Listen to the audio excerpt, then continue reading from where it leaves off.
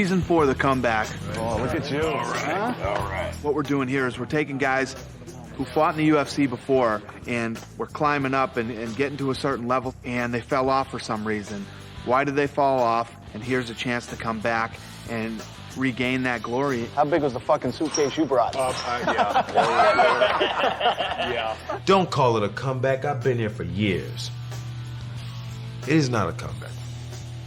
No, because I was whooping ass before I even got on this show. Cubic zirconia.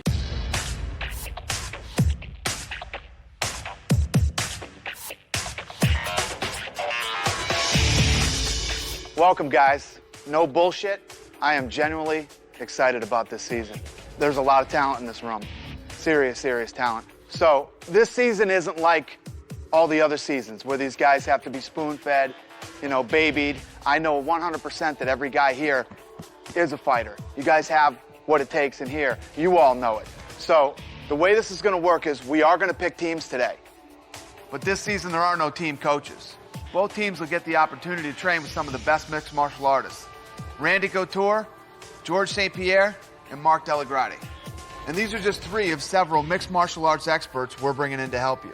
Now, you guys are going to fight a preliminary fight. If you win that fight, you move on to the semifinals. You win the semifinals match, you move on to the finals. But the most important thing is, the 2 guys that walk away in their weight class, the winners, will get a shot at the title. 170 pounds and 185-pound world title.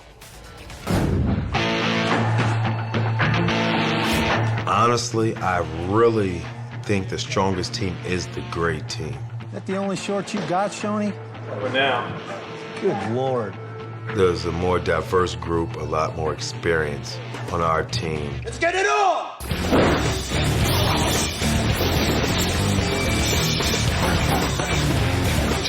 There you go!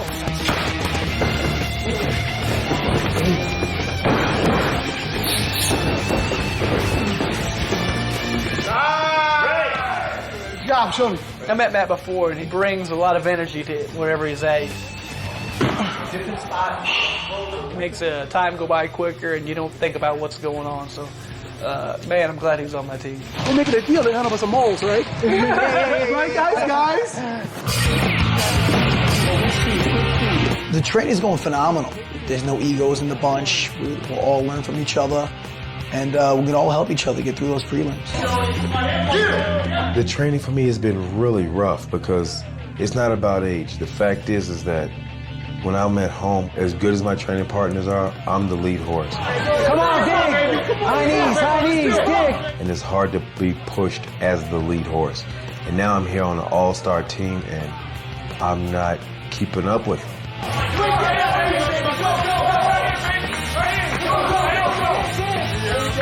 And it's like frustrating to me.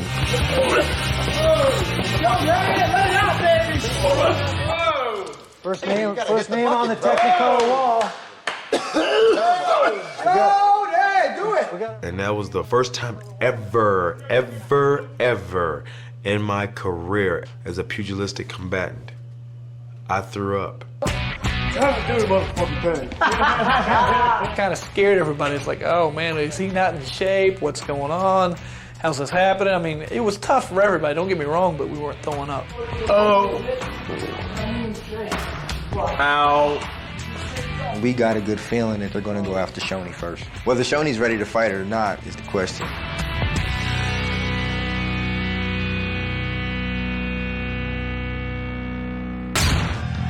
We bought this company 5 years ago, and Shoney was one of the first guys to fight in our new show. Sarah's fired up in his corner. And one of the best fights I've ever seen is Matt Serra versus Shoney Carter. Let's go! Come on!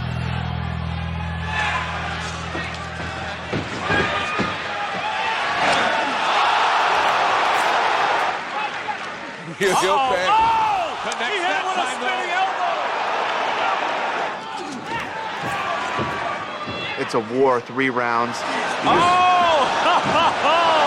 Matt gets him in 1,000,000 submissions. He's in a bad way. Look at that arm. That Shoney gets out of. Oh, he got it. He got out. Matt's gotten him in so many things and has been working him so hard the entire 3 rounds that he's completely exhausted. and there's probably 20 seconds left of the fight. And the fight's over. Stops him with a spinning back fist. And had it gone the extra 20 to 15 seconds, whatever it was at the end there, Matt Serra would have won a decision.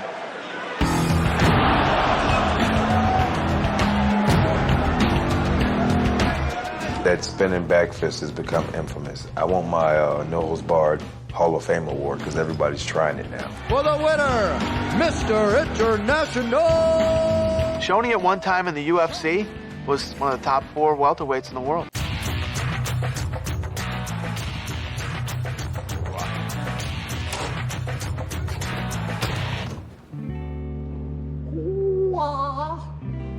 We could be doing this at home.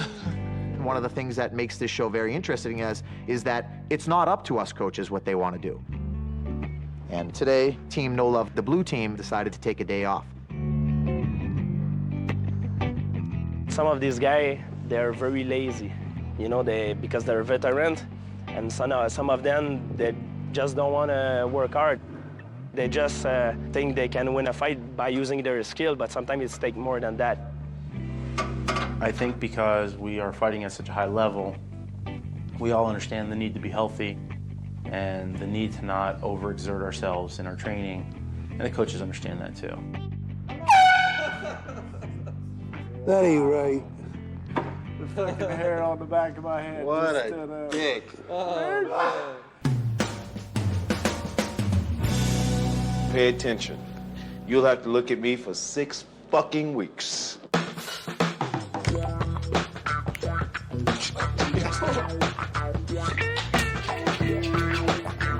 Why, Shoney? What's the point? Shoney's a straight clown. And at first, it was cool. It was funny the first couple of days. But, that builds on you after a while, and his antics are more to draw attention to himself. At first we were getting to the point where, it was like, give me a break. How can you even act like this normally, I'm about to move rooms. He's harmless. He don't hurt no one. He doesn't. He just drives you crazy with the simple shit. He does get on my nerves. I like Shoney, but he gets on my nerves for sure. Looks like a garage sale out there with everything he's painted and decorated.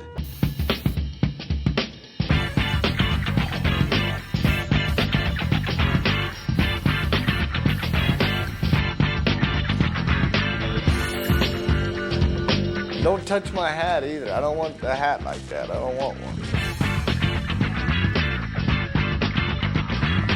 Leave my hat alone. It doesn't need any bling on it. You bring it, I will bling it. They just a bunch of whiny asses. Counting days we here and things like that. I mean, I'm having fun. I'm enjoying this. I'm gonna do whatever I can do to make time fly.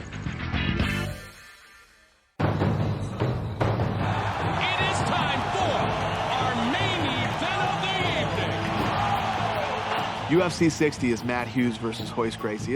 It's a huge fight. It's a monster fight. Matt, the most dominant welterweight champion of all times, versus the legend, the guy who started it all, Royce Gracie. And we decided to let the guys watch this fight. Man, who's about to get knocked out? Georges St-Pierre went over to the house to watch the fight with him. Whether Matt wins or loses, Georges St-Pierre is fighting Matt Hughes again. And all these guys that are in this competition that are 170 pounds, interesting enough, will end up fighting either Georges St-Pierre or Matt Hughes for the welterweight title.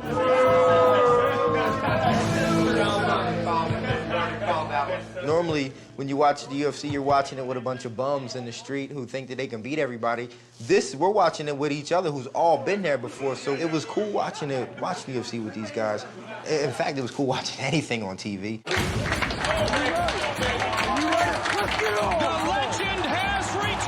That was awesome, that was an awesome deal. It's unbelievable. Royce trying to help. And here we go. Royce able to pull guard. Side control, though, here. He's getting dominated on the ground here. Taking some serious punches, and he's in danger. Big John McCarthy's following this fight. Could this be over here? Ken has to beat it. It is Matt Hughes has defeated Royce Gracie. I I think it was hard for Matt Serra to watch Royce Gracie lose the way he did. You know, Matt has trained with the Gracies for a long time, and he was actually one of the first black belts in Brazilian Jiu-Jitsu here in the United States. Expressionless. I was really, personally, I was very disappointed with Royce losing. But, man, he's still always going to be a legend to me. After watching the fight with Matt and how dominant he was, it doesn't change my attitude at all about fighting him. He's human. He can be beat. The better he looks now, the more indestructible he looks, it's just going to be more of a reward when I take him out. All right, now you are the champ at 170. You've got some big fights coming up. Ladies and gentlemen, the UFC welterweight champion, Matt Hughes.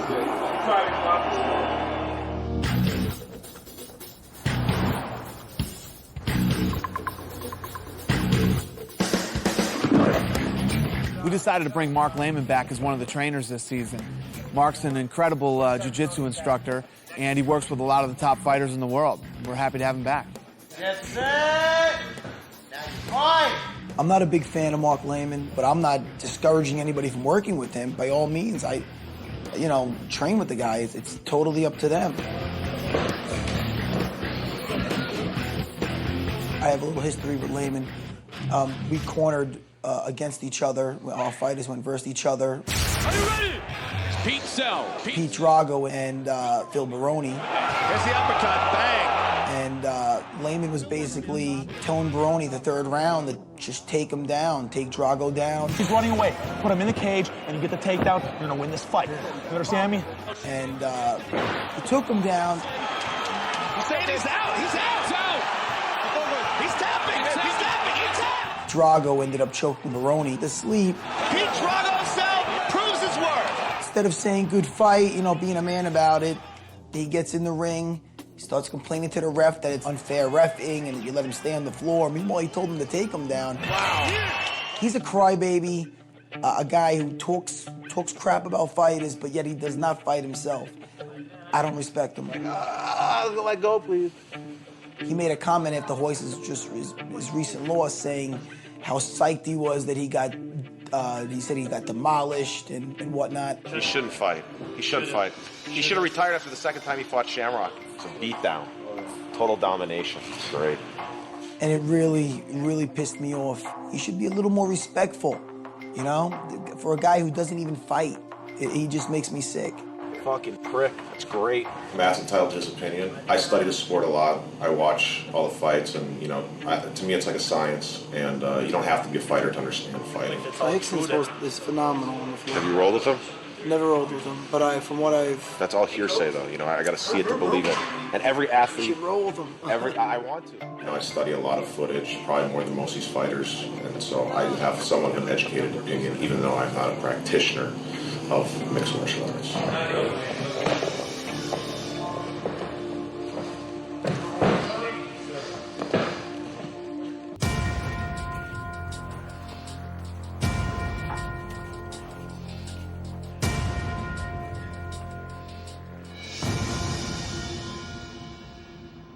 All right, boys.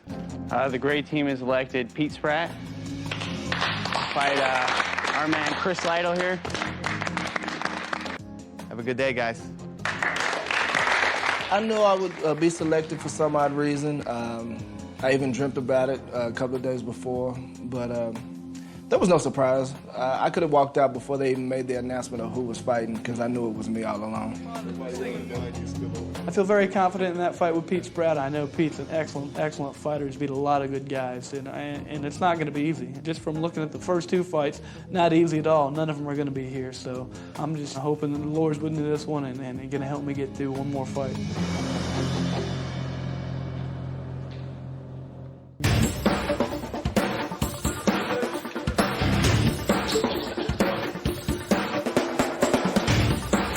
Pete Spratt on scale. 170 on the nose. Pete did not want to fight Chris Lytle. It's a bad fight for Pete. Pete's a very tough guy. He's very dangerous on his feet.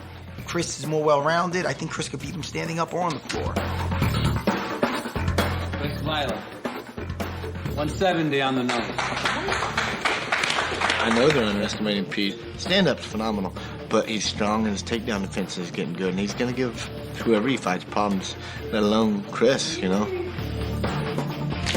off tomorrow. Pete and Chris have actually fought before in one of the smaller shows, and Chris won by submission. But styles make fights, and these guys are both great strikers.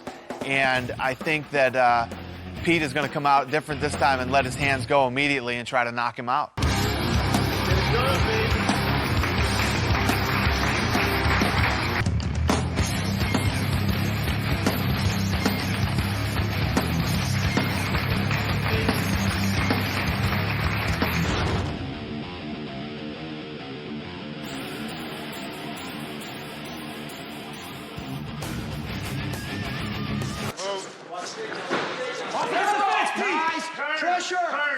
Pressure.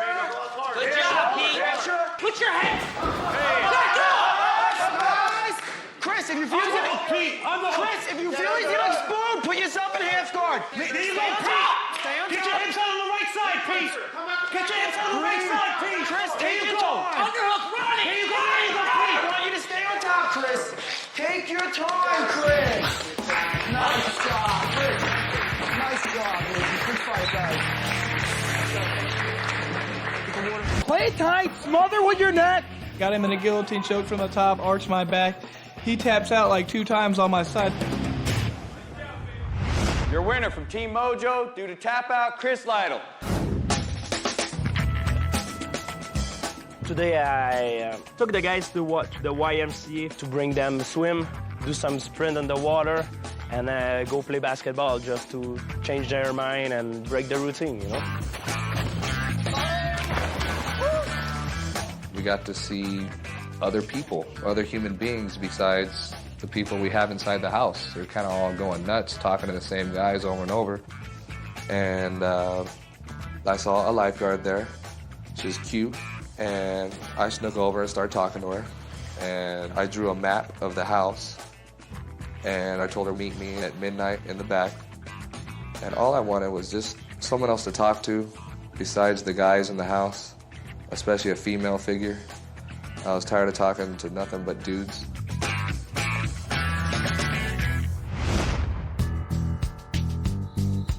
Oh, man. It's been hours out here. Yeah, Nice this is a cool spot. spot. Yeah, this is a nice spot. Guys never hang out in the back near the fireplace. For some reason, at midnight, every guy was out there around that fire. So finally, I said, God, I'm tired. I think I'm gonna go to bed, guys. Yeah, I might be fucking jumping inside, man. I think I gotta go too, man. And finally, they all stood up, and I said, I gotta take a piss. And I leaped over the fence, and that's how I got away with my escape plan.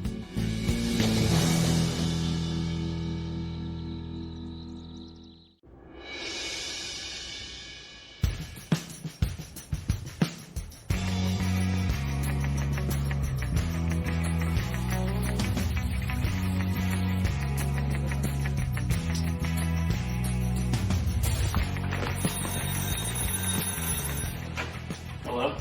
Okay. Okay.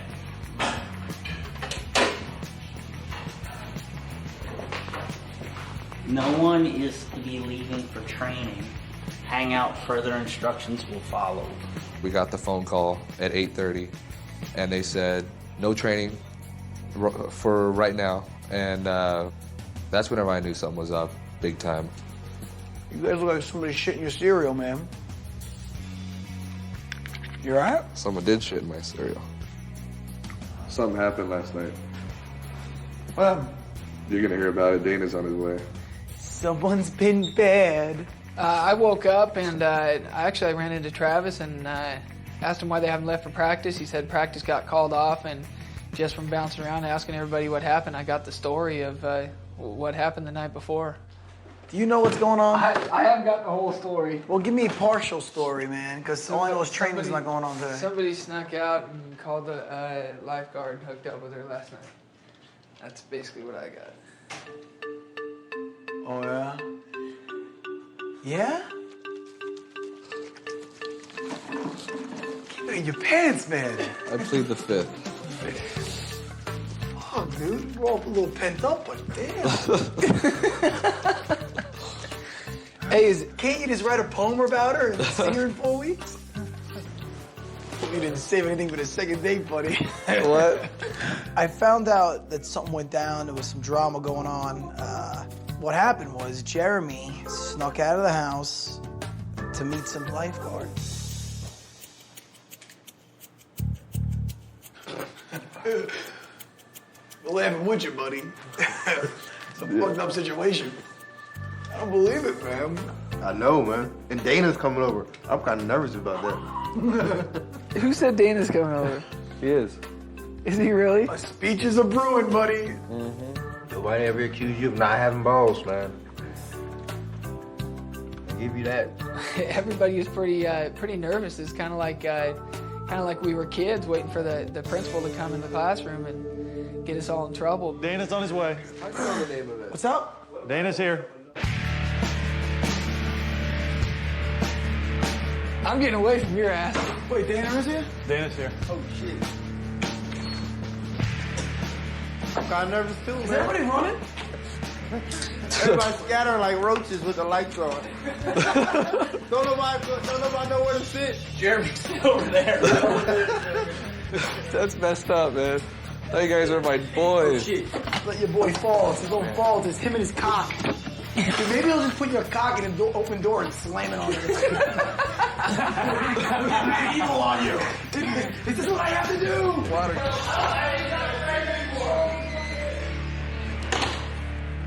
Good morning, boys. Would you guys come sit down? Apparently last night, Jeremy Jackson jumped the wall and met up with some girl. It's a clear violation of the rules, and now I'm gonna have to deal with it. All right, guys, I just want to tell you a few things. You know, I know everybody here knows the opportunity that you have here.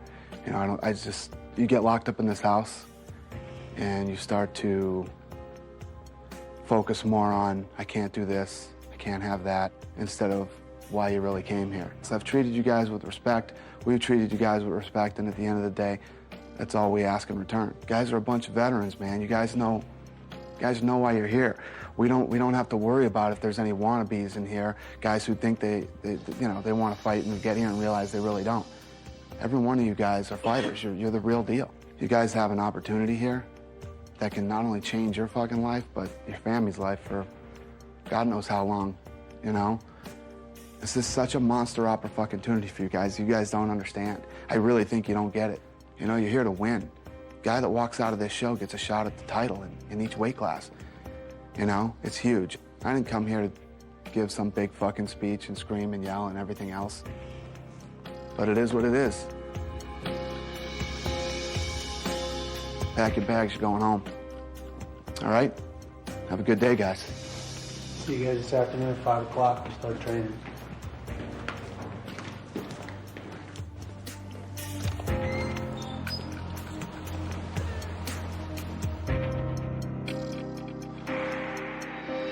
I just hope Dana White could forgive me someday. I hope that, he understands. We're all cooped up, locked up in a house with nothing but guys. I just hope Dana understands that I messed up. Nothing's worth losing a shot on this show. This show meant everything. The money meant everything, the fame. It was just a big opportunity, and I blew it for something so small. Hey, thanks. Sorry, dude. Win the show. Contact information. Thanks. Thanks a lot. This is the guy that was living in his trunk. And now, where's he gonna go? What's he gonna do?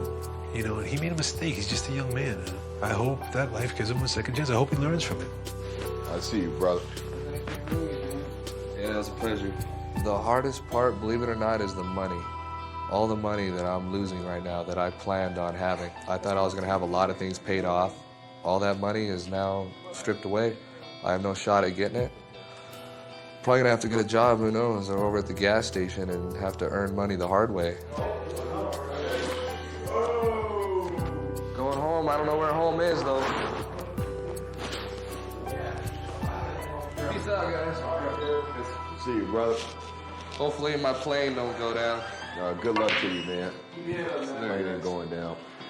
You learn from your mistakes, and I just hope I never make a stupid mistake like this again. And I've cried enough for a lifetime. I've cried so much through my childhood, through my teens, and I'm just all out of tears. I really don't have much to cry anymore. It's all on the inside. I bottle it up, and that's the way the cookie crumbles.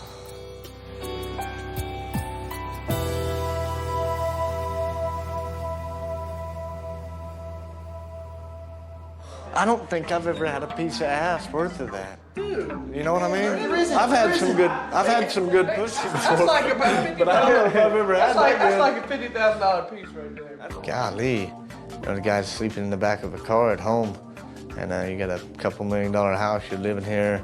You're getting food. You're getting training from the best trainers in the world, and you're gonna risk not being here over a piece of ass? That's stupid. Very immature decision. I can't comprehend it. Unless maybe you don't want to be. Unless this is not what you want to be. I think he was to the point where he was like, you know what? If I get caught, they'll send me home. Fuck it. You know, I hate it here anyway. Did he hate it here that much? He didn't like it here, man. Jeremy! What are you doing? What are you doing? Man, you had the opportunity of a life, and you wasted it. Man, all you had to wait was 4 more weeks, man. 4 weeks. And you could have had all the ass you wanted. Dude, what's the problem? We got a nice jacuzzi, we got a resort. I don't understand. We're training twice a day. The trip's worth it alone for just the sparring we've been getting. Dude. Yeah, I really think that he don't care. He didn't even get a chance to fight, man. Shame on you, fucker. It's stupid, man.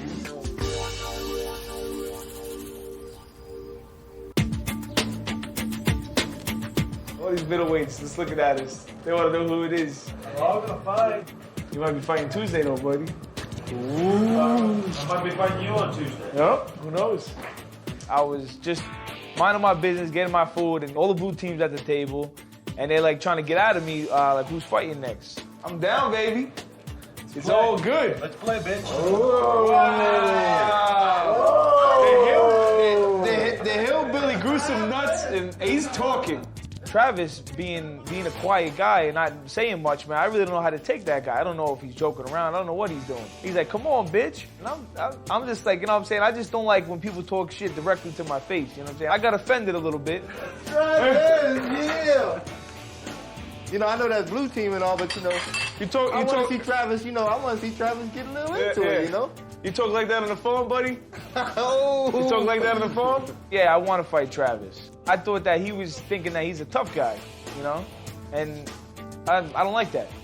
I'm not Travis's bitch, man. I ain't nobody's bitch.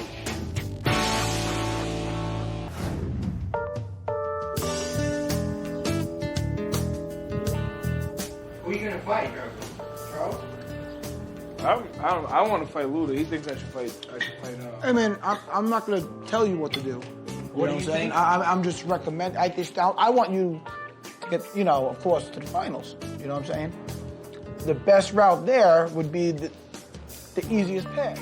Pete Sell, he's been my student and my friend since he's 17 years old. So he's been with me for a while. And, you know, Drago takes things a little personal. So that little thing with Luder made him just want to hit the guy in the face. And I'm telling him, man, McCarthy's a better fight right now for you. He really wants to push the fight Luder. I'm not his daddy, you know, but I'm going to tell him I'm really just want to do what's best for him. Right now, let's look at the task at hand, and that's taking, you know, the best way. Let's get past the prelims. What's the best way there? You and McCarthy. You know what I mean? Whatever. You just get too personal with shit. You're my manager. You need a manager. You always been my manager, man. Whatever. You need a manager.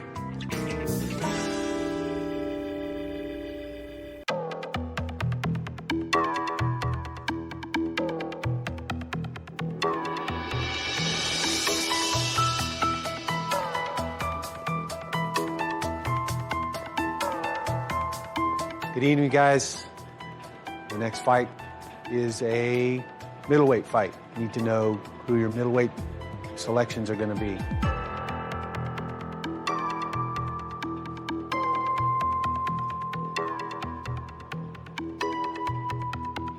Scotty? Team Mojo selects me to fight Travis Lutter.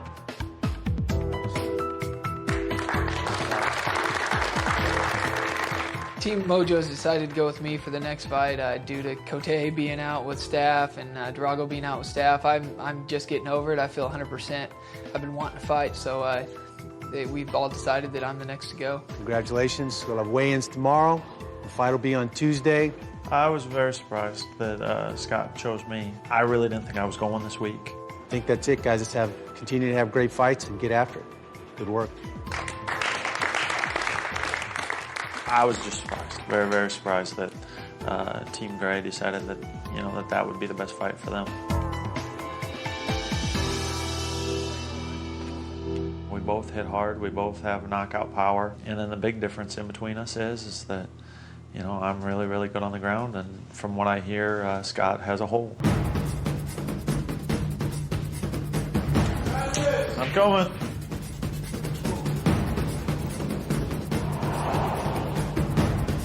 Trust me, I have no doubt you're getting him down. And it's only 2 rounds, man. So, Yep.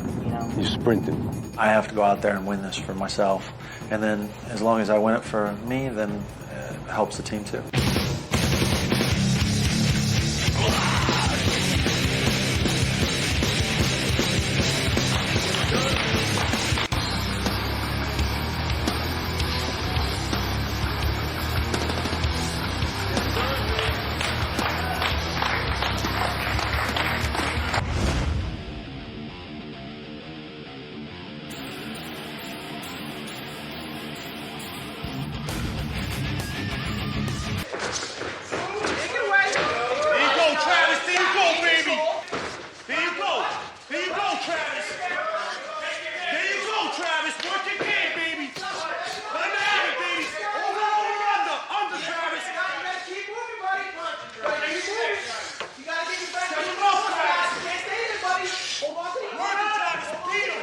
Stop right there, get up.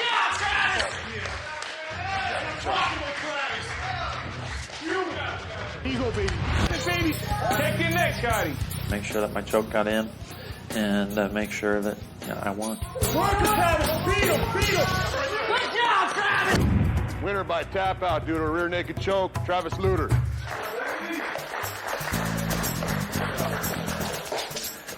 I wonder why Scott called him out, though. I would have called out a different guy. Yeah, for Scott, it was not a good job, but for their team, it was good, I think. For their team, but Scott, I don't know why I would have taken that fight. I think that they thought that was the only guy that couldn't be taken down. It's a weird fight, A lot of people thought that Team Mojo's decision to have Scott Smith fight Travis Lutter was a big mistake. Scott doesn't really match up well with him, and I think that Pete Sell would have been a better matchup. I really thought it was a bad fight for their team. It really makes me wonder why that was decided. Listen, keep game playing, bro. That's all we ask. You stepped up, you took a fight that a lot of people thought wouldn't have been a good pick, man. But you stepped up and you had the balls to take that fight. You know what I'm saying? To be honest, Matt Serra's pretty influential for that team. And, it was something done maybe for his teammate Pete. As far as I'm concerned, people that have no losses, they ain't never fought nobody. Yeah. You know what I'm saying? If I was Scott, I wouldn't have picked to fight Travis. I would have picked to fight Charles instead. All the biggest names in the sports have losses, man. Everybody has losses. Look at all the top guys in the sport. Everybody does. It's no big deal.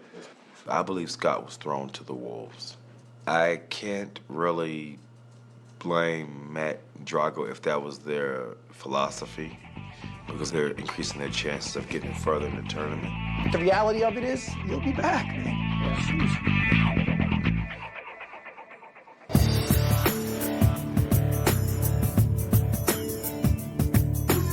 Congratulations to Travis Lutter, securing your spot in the semifinals. And in doing so, you've secured the choice for your team as well.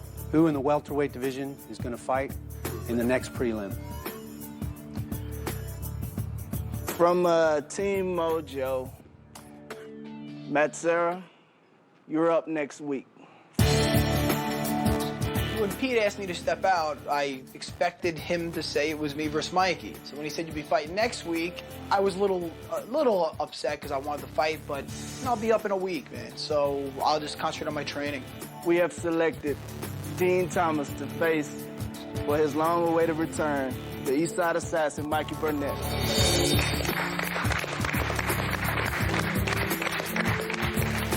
So weigh-ins tomorrow for the welterweight prelim at 4 o'clock. The fight will be the following day. Good luck. Touche, you guys. Touche, huh? You were sure it was going to be us, baby. It was going to be him, weren't you? Yeah, I was sure. It's all right.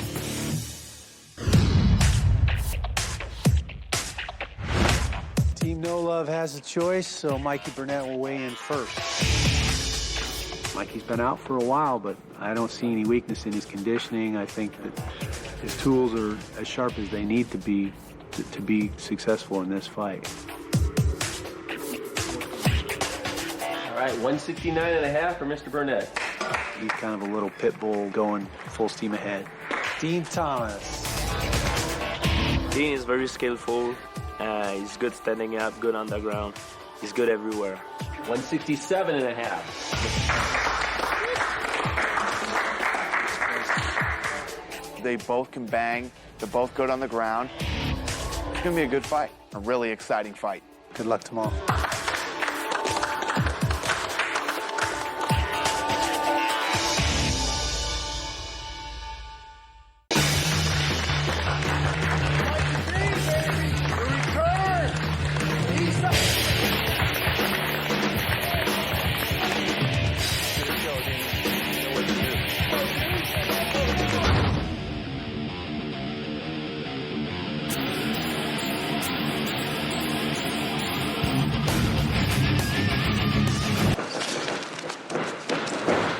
Posture up, Mikey. Hands on his biceps, Mikey. Hands on the biceps, not on the mat. Posture up, Mikey. Dean, if you want it, posture up. Square up, Mikey. Square up.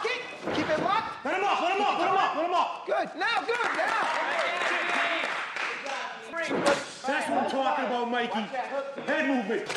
Hey. Hands up, Mikey. Go, Mikey. Dean, hold center. Too much speed, Dean. Too much speed.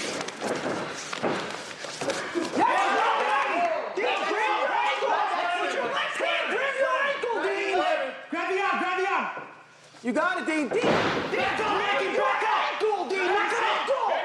Your ankle, Dean, you have it. That's it, Dean. That's it.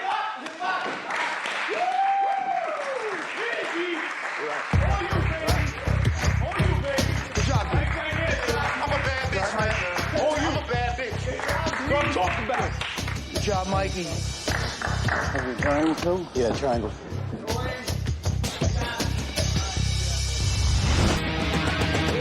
Mikey tries to power his way out of it and slam Dean, and when he does it, it only makes the triangle tighter. I finished the fight with a triangle choke, one of my patented moves. Dean Thomas, winner, triangle choke. I was really kind of apprehensive about taking this fight with Mikey because he's such a legend. And I don't know what to say, man. I got through it. I finished him, and in the first round, so I'm healthy. So I feel good, man. I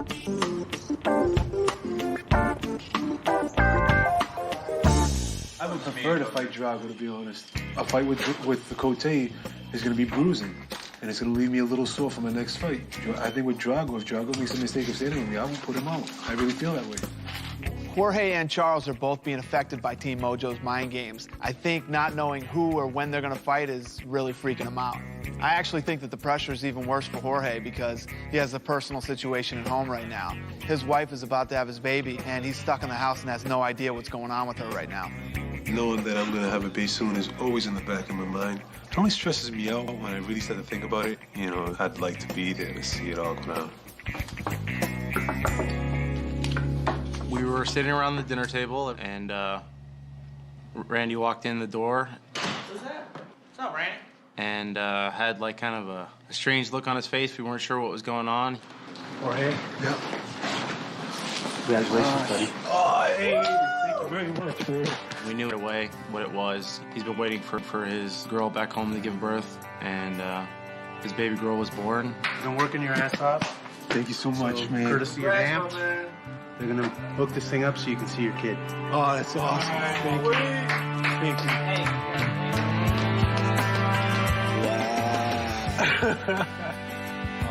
How cool is that? Oh, look how cute she is. Look how long she is. Fucking crazy. It's unbelievable, right? You lucky devil. I got some videos that came out wonderful. They were beautiful. I got to see my baby girl. I got to see my girlfriend, and I am greatly appreciated for it. Thank you very much, Aunt Ro.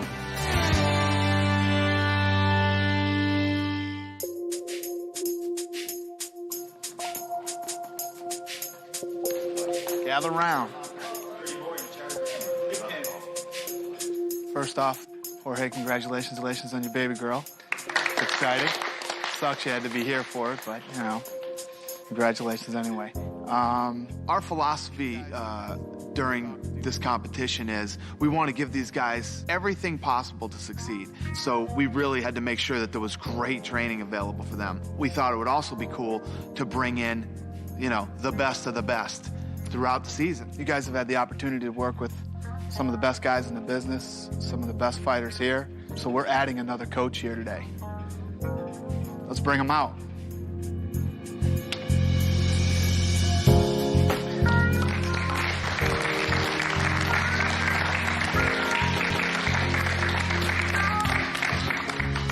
So Rich will be here for a week. Make an appointment. He's here for you. All right?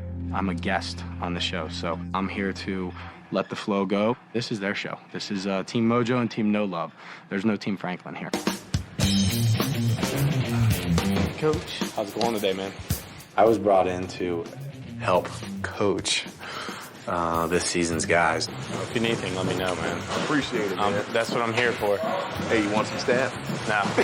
I'll say anything but that, bro. If somebody asks me for advice or something like that, then I don't mind showing these guys some stuff. I'm obviously not going to give away all my secrets. So are you rolling then, or anything? Or Yeah, I can roll a little bit. I probably won't tonight, though. And we'll see how much coaching is compared to how much sparring I'll end up doing because I'm fighting one of these guys at the end of the season. Where's Travis at? Why isn't he working out? He's been taking some time off after he just beat Smith, so he's just been chilling. So they come in every day, and it's like just kind of... Even though we lay out a schedule for them, it's real loose. I'm in a weird situation here because, first of all, I still have my hand injury. These guys are riddled with staph. I mean, I'm afraid to sit next to half of them. They're so bad. I'm going to ask the medic for an O2 mask so I don't have to breathe the same air as them. And couple that with the fact that I might be fighting somebody, this is a very precarious situation for me. Rich Franklin, to me, was a bit of a disappointment. I like Rich. I think he's a good champion. He's a good person at heart. But there wasn't much that he could do for us. He didn't really coach us. He didn't train with us. He didn't spar with us. So to me, it was almost like Rich was coming to scout out the guys that he might possibly fight. And I think that's a disadvantage to us because we don't see what Rich is doing. He's smooth, man. He is. I know.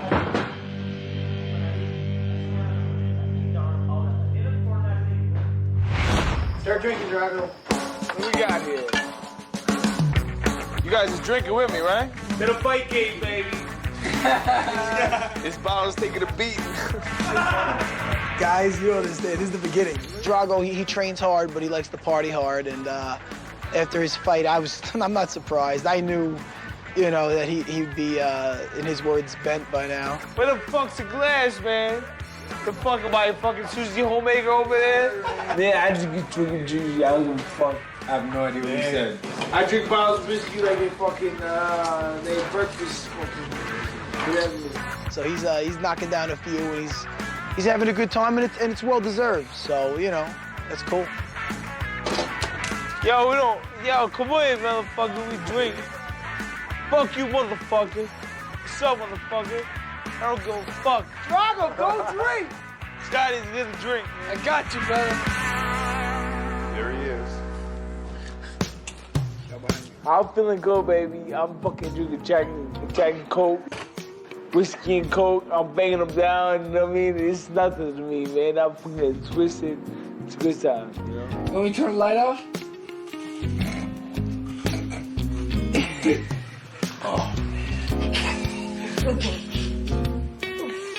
He'll drink tonight and possibly tomorrow, but then he's not going to drink any more than that. Hey, you cool, Drago?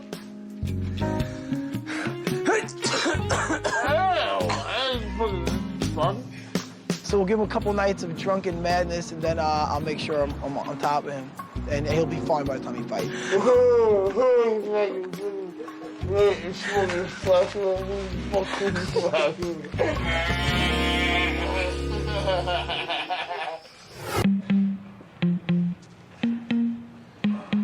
cardio today, so. I've watched several training sessions in a row, and it's just, I haven't seen anybody really push themselves. Everybody's kind of on their own program. This is cardio day? That's what this is? Yeah. Tomorrow's plyos, that's all I know. Today's supposed to be cardio day. The one thing with Rich Franklin that annoyed me a little bit is, he shows up here after a month. So he comes in on a day that says cardio, and he's making a remark it's supposed to be a cardio day. I think everybody's weathered, man, so I think everybody's just gonna not go crazy today. Almost like we're not training hard enough or something. We've been busting our ass training, hardly taking any days off, maybe half a day here and there. I don't know if that's a cocky thing, but that annoyed me a little bit. In this place, you forget that when it's the weekend, it doesn't feel like the weekend. It's just another day or 2 days of training. So just after a while, it just boom, catches up to you all at once. No. Who cares if Rich they think he's a little cocky or arrogant? The bottom line is we're bringing in these world champions for them. These guys that are here on this show should be looking at this with no ego. Use the experience. Ask Rich to help them. Learn what you can learn from him. Fucking work out with him and learn from him. I'd prefer to get him down. You're gonna do that, why don't you pop down on one knee into a wrestling stance, because he can't kick you from there. Sorry, what do you mean? He gave me a little bit of odd advice. He said, you might want to, touch gloves and then just drop to one knee. The guy can't kick you. If you're here this way, as soon as he comes in at you, and you take, you're like gonna shoot on him, he can't kick you in the head. Yeah. I'll tell you, I never thought of something like that. That's interesting. So I'm thinking I never thought of that, but my reach isn't the best as it is. Well, it's gonna be weird though if he's moving and I'm like, get over here, motherfucker. Yeah. That's interesting though. I don't know if he was joking around. If I start on my knees, I'm gonna be getting hammered. I don't want to seem like rude, but it just wasn't the best advice. Imagine we touch gloves and I'm just like, come on, hey, what's up? No, but it's definitely a good, I never thought about it. Matt was kind of picking my brain because he's going to fight Pete Spratt, so I gave him a few pointers. That's interesting, man. I don't know, think about it. Maybe play with it a little bit to see how it works for you. I appreciate it. I'll watch you move around. Other than that, a lot of the 85-pounders kind of avoided me. 10 seconds. I'm kind of curious to see what's being said at the house and stuff. Well, Rich is here, and Rich looks big, Rich looks little, or, whatever. Doesn't matter. Imagine I touch gloves with a guy. What the fuck am I gonna do with this? I'm short enough. I'm not. What am I gonna do? Punch him in the balls? I get disqualified. I guarantee this, you will not see me coming across that cage, hopping around on one knee and crawling at him. That's not gonna be my game plan. Can't train, can't spar, can't hold pads. And he gave you the worst advice ever. I've never heard of it. What the fuck are you doing here? Coming from a fighter, that's just ridiculous. Boo him! Get him out of here! Send him home! Now, I expect that from some guy at the bar. But as a pro fighter, a world champion, how you gonna tell somebody to get on a knee? That don't make no sense. I think he came in to see who he's gonna fight. Exactly. That's why I told to everybody this shit, man. I'm 100% sure that Rich was here to just fill the place, to just watch who will be his next opponent. I respect the guy. I respect what he did. I respect, he's a great champion. He's a fucking good fighter. But fuck, he gave a fucking lemon advice like that to start the fight. Start the fight with a knee down. He can't kick you. What, man? I don't like that. The guy is supposed to be a champion, and he came here, and everybody know that he came here for his business. It's not for us. You give me 2 more shots of that, I'm going to search for Rich. Woo! Oh man, fuck Rich.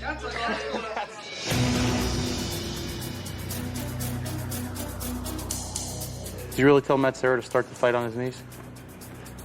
I told him I didn't know, see why something like that has never happened.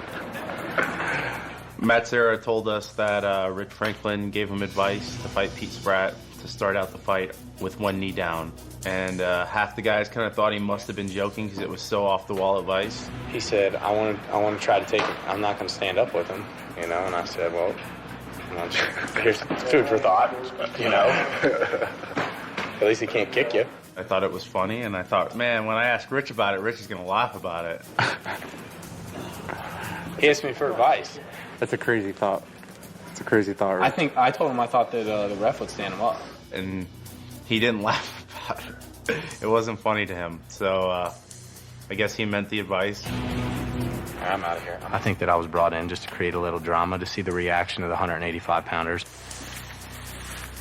Have a good one, man.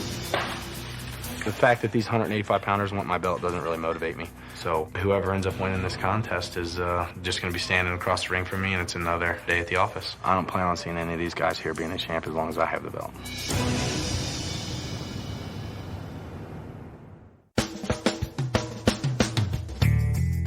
I got a new strategy I got to ask you.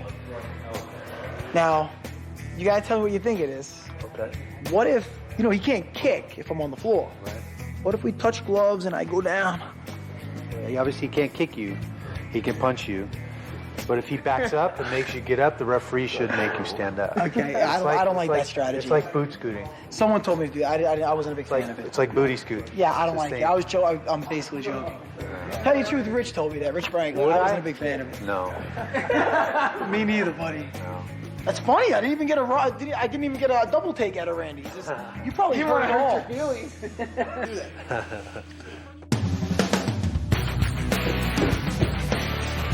I believe I was always a fighter. Used to get messed with a little bit in the 7th grade. Ever since then, I said to myself, come 8th grade, first guy who messes with me, I'm gonna make an example of. I did. Ever since then, it was my calling.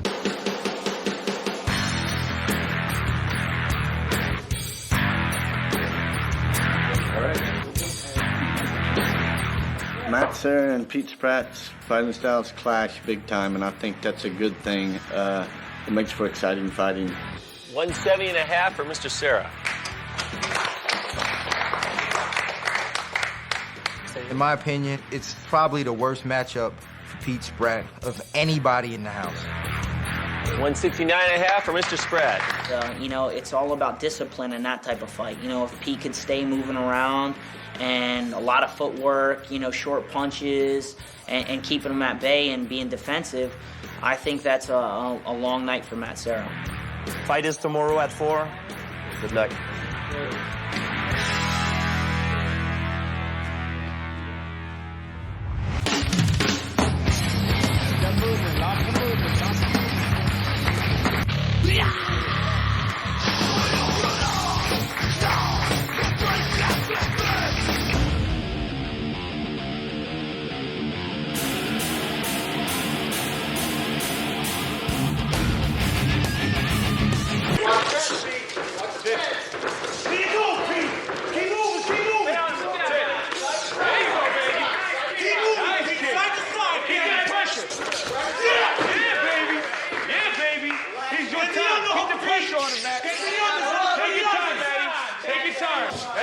That's it, baby.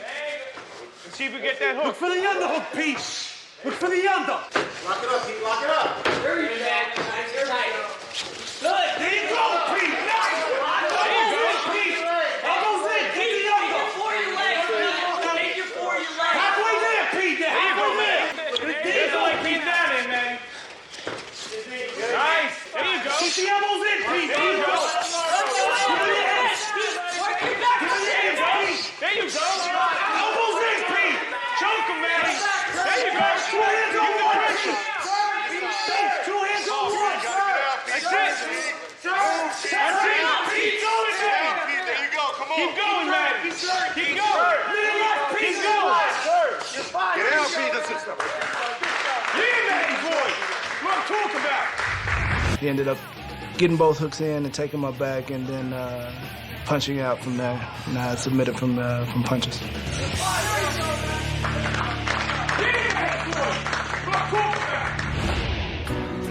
I'm not disappointed this time, guys. You pour your heart out, man. Winner to the strikes and tap out, Matt Serra.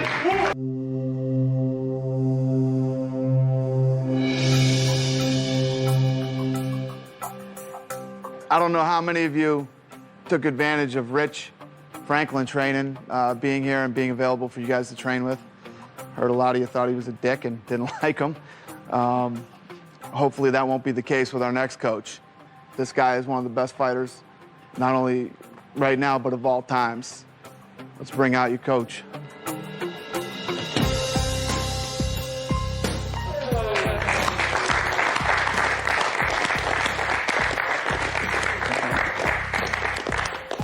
So the Iceman's gonna be here for a week. So you want to train with him, work out with him, whatever, talk to him after this afternoon and set something up. All right, guys, have a good night.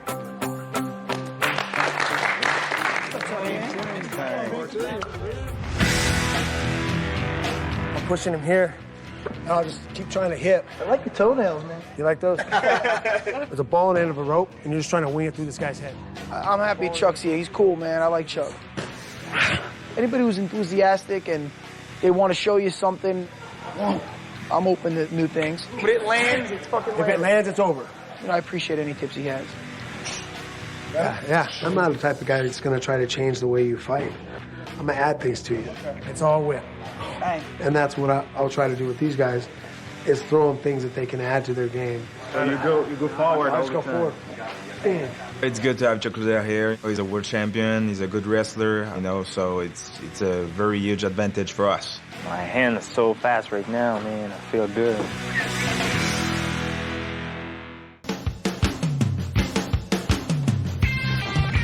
Thank you, Mr. Cote.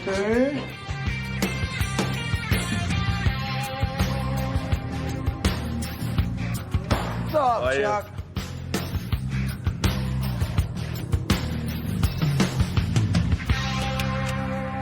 Whoa! Wow, what's going on, man? What's up, guys? What are you doing? How come they didn't do a special announcement for you?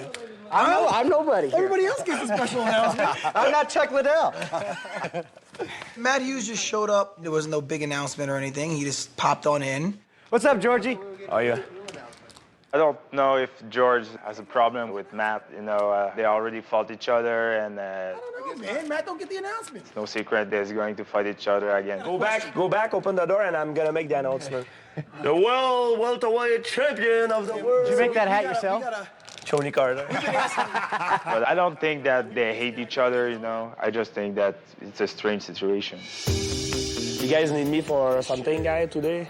Because I'm gonna leave. There's already 2 trainers. Yeah, I'm cool. You don't want to be in the same place as Matthew. No. I'm the #1 contender for the welterweight title right now. So I don't want to be in the same room than Matthews. I don't want to be friend with him. I don't want to share any technique with him. So I leave the training center. Dean, take care, guy. Take care, man. See you later. Take care, my friend. You're out of here. Yeah, are you Nice going? hat. Me, I'm out of here. You guys, you and Chuck stay here. We'll take care of your job for you. Perfect. If he wants to leave, that's fine with me. See you later. Chuck and we can run things without him needing him here.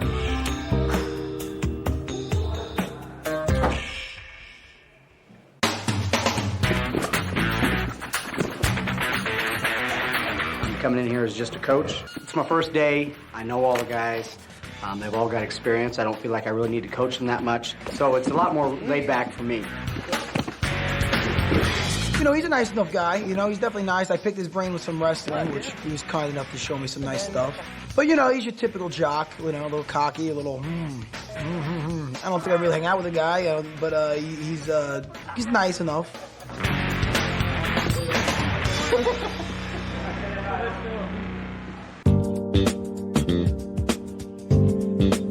After the semifinal matchups were made, Matt Hughes thought it would be cool to take everybody out for a sushi dinner.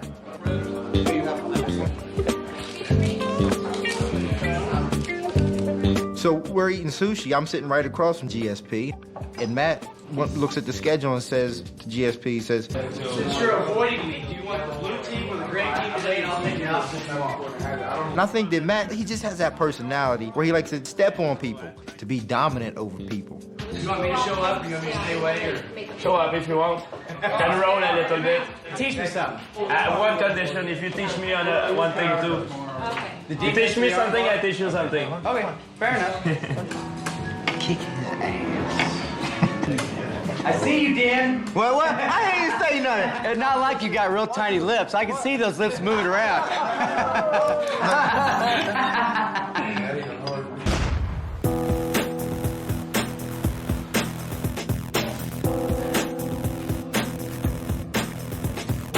Clark, you gonna come in here and coach for us? Huh? You gonna come in here and coach for us? What do you want?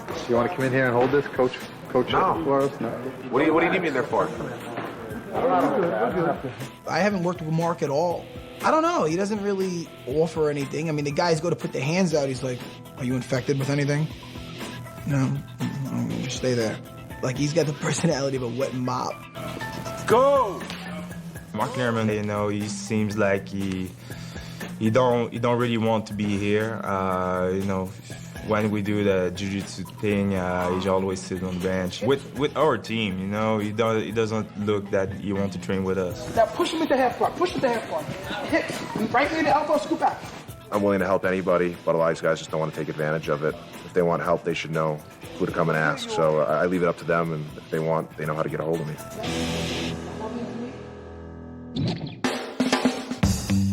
What are you guys doing today, huh? Man, I'll tell you. Start with some weights, then some sprints. We might even get some plyo. After that, that's when the training really begins. You guys are doing some grappling with Lehman here, huh? Let me tell you something. This guy works hard for his money. Don't anybody tell you different. Every grappling day, they end up boxing, so it's fine. I just try to make sure the pads don't float away. Go back to sleep, Lehman. You know, you two grappling could be interesting. Gracie guy, or Sarah. Sarah. Sarah Jiu-Jitsu. Lehman. It'd be interesting. Well, I was trying to get, stir the pot a little bit, and I knew Sarah's a Gracie Jiu-Jitsu guy, and Lehman's not a Gracie fan at all. So I started out the conversation by saying, hey, what if you two grappled? I'd like to see two good grapplers go at it. I need work in areas, but my jiu-jitsu feels tight. You're not dodging him, are you? Is there something wrong with it? Am I dodging Lehman? No. That's my question. What? What are we getting at, Matty? Huh? I'd like to see you two roll. Man, we're not your little pet monkeys, Hughes. He definitely is not. What's that? My pet monkey. He's here for a coaching job. Oh, I know, man. The guy works hard. You saw him? Okay. You know what I mean? Okay, I'll leave you alone. No, man, that's fine. Matthew was just trying to set up a grappling match between Matt and I. I'm always ready to roll. I'll roll with any of the guys, but I don't think Matt wanted to roll. Were you disappointed, Lehman? What? In the fight? Oh, man, I knew his jiu-jitsu sucked. I was just laughing. Almost got a fight in the parking lot. It was great. Could this be over here? Can hoist the bench? Wow, that's it. All over. Matt Hughes has defeated Royce Gracie. Complete and total domination. It was great. What's that? Matt Hughes' utter decimation of Royce Gracie. So I heard Mark Lehman talking about Royce's fight with Matt Hughes, and he's talking about Royce Gracie getting his ass kicked. Man, I give Matt total props, man, but I really don't like how disrespectful you are to Royce. You wouldn't know shit about it because you don't fight. Yeah. No, yeah, fuck yeah. For a while now, I've been biting my tongue in regards to Mark Lehman because I don't want him running back and telling the other team what my style, how I'm taking guys down and whatnot. But now I don't have that problem because all the Team Mojo welterweights advanced. Man, I jumped on it, and I let him know how I feel, and I didn't hold anything back.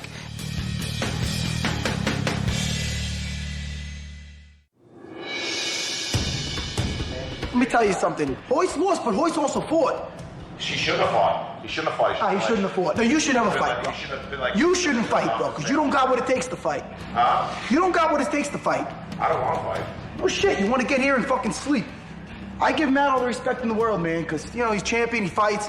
I give Royce all the respect in the world, man, because he fights. All right? A guy in a bar stool talking the way you're talking, I can understand, man. Or behind a keyboard. You know why? Because they never fought, man. Speak like this. I don't have a right to speak like this. I don't have a right to speak like this. I can't state my opinion. You can state your Mark Lehman opinion all day long, man. I don't give a shit. But I'm just saying, you should have a little more respect for the guy, because he gets in there, puts it on the line. Why should I have respect for when he talks down to everybody else who's competing? That, you only need to do this. My style's the best. I'm the best. These guys haven't fought 3 times in a row. So he puts everybody else down. That's okay. Man, listen, before a fight, listen to what Matt Hughes has to say. He states what he's going to do. Yeah, what is Royce supposed to say? I'm going to go in there and get my ass kicked? You have to have confidence as a fighter, bro. You don't know about that. So what? Fighting's not for everybody. Man, fucking A.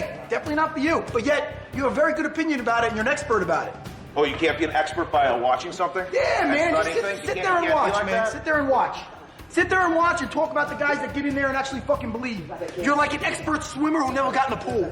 All right? Yeah, that's it. And you're an expert at everything? You're an expert at everything? No, I'm definitely not.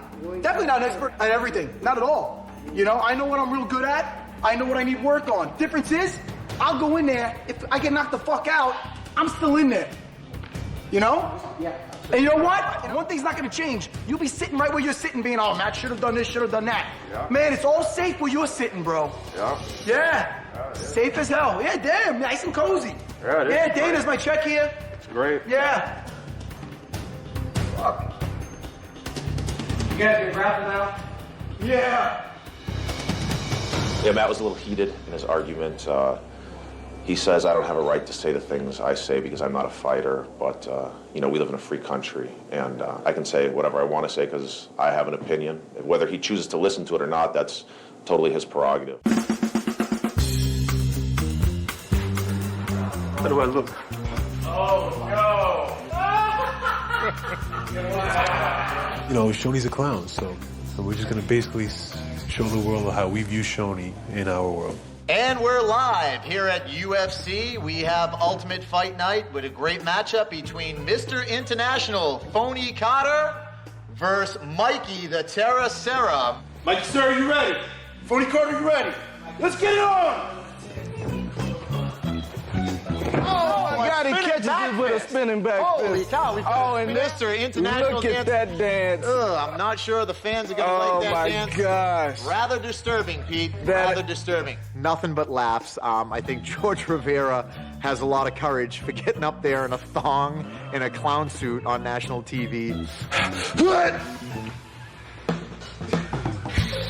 Yeah! You want that title? You want that title, Shoney? Punch it, Shoney! Actually, you know, we personally, I personally don't want Shoney to know about Phony Carter until he goes home and he has his people around the TV and he shows them what a fool he's been acting up as, and then we lay it on him. What up? Good job today, Mr. Phony. Thank you, thank you.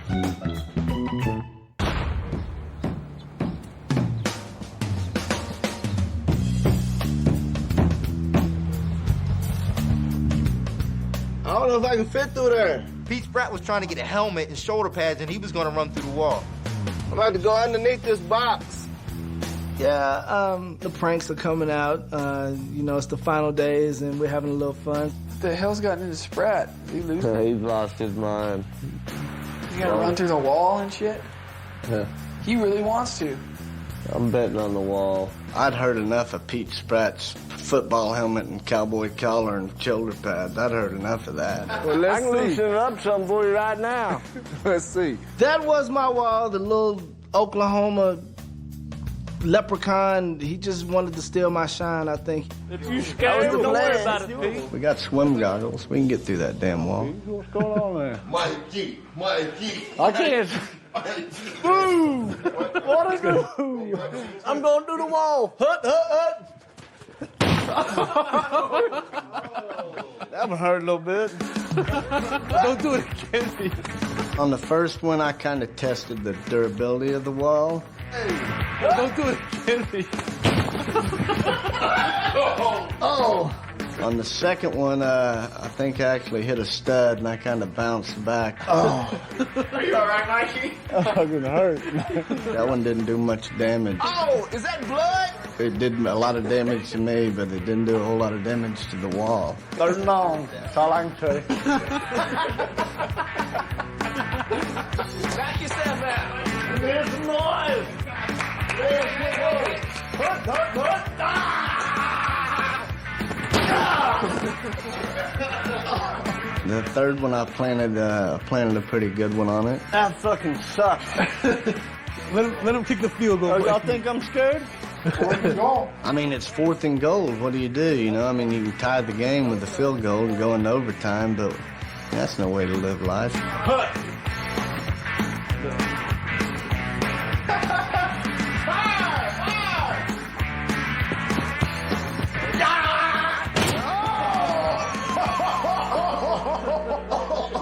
I'm gonna shit my spleen out here in a little bit.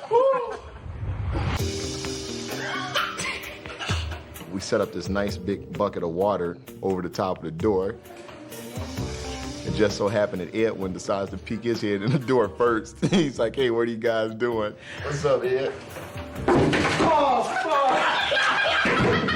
And so it just started a chain reaction from there. We decided to get everybody in the house. Where's Bam Bam at? Where's my shit?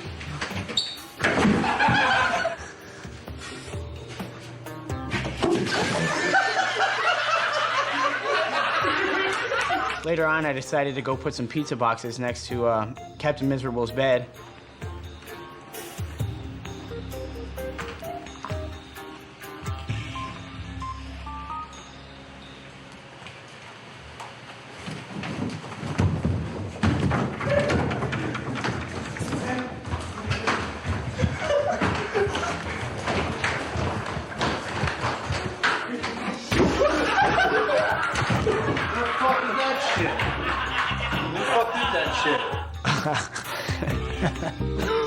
And we're all sitting there laughing at him. Hey, man. Fucked up. We're not fucking asleep.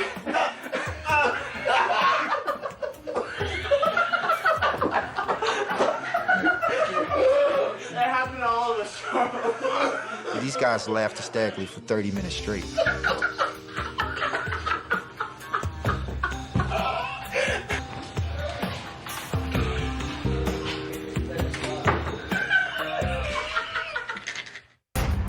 All right, Patrick Cote will face Travis Lutter in the finale live here in Las Vegas. I think the fight between him and Travis is going to be a total contrast in styles. Cote's going to have to go back and train exclusively on how to not get taken down and try to keep the fight on his feet as much as he can because he does not want to be in Travis's world. I think the winner middleweight class is going to be Patrick Cote. I think he's too explosive for Lutter, and I think Lutter's going to get gas hit to the first round, and I think he's going to knock him out. Travis Lutter is going to win the tournament. He's a good old cowboy. I mean, he's just that bronco busting, bull riding, you know, Lone Ranger out there. That's just how it is. Matt Serra will face Chris Lytle in the finale live here in Las Vegas to see who will be the 170-pound Ultimate Fighter. Matt Serra is obviously one of the best guys in the game at jiu-jitsu. Chris Lytle is the most well-rounded person I've ever trained with. You know, if Chris can avoid the submissions and just work his game, work his boxing, and not get taken down, I think Chris has a good chance of winning. Chris is the most well-rounded fighter in the house and probably the most well-rounded welterweight in the country. He's going to win the whole thing. Of course, I think Matt's going to win. You know, I'm going to train hard with Matt, and, you know, Chris is a good guy, but, you know, somebody got to go down, and it's going to be Chris. The winner of the welterweight final gets a shot at either Matt Hughes or George St. Pierre, and they get the opportunity to win the title. George St. Pierre or Matt Hughes, whoever, I'm coming after him. You know, they better take me serious because I'm definitely taking them serious, and I'm coming after them. Yeah. Here I am, you know, one step away from getting that title shot. And I plan on doing it. I'm just living the dream. Taking out Chris, then choking out Matt Hughes and bringing back that title to Long Island, New York. I think that every guy that leaves this competition leaves a better fighter. This has been a great opportunity for them, and you definitely might see some of these guys back in the UFC. Take care, guys. I think the person who grew the most from this experience is myself. I think I learned more than everybody here. I learned from Matt Serra, from Shoni Carter, Randy Couture, Mark Lehman, Mark Delegrati, Travis Lutter. Almost everybody teach me something good. Take care, Dean. Bye-bye. Bye, guy. Nice to meet you. Bye. I can't wait to fight Matt Hughes. Right now, I'm a lot better fighter than I used to be the first time I fought him.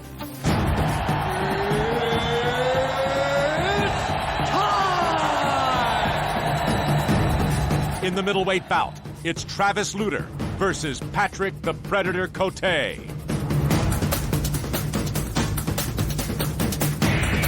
Everybody know that I like to fight on my feet. I always want a knockout, so I really want to knock his ass out right now.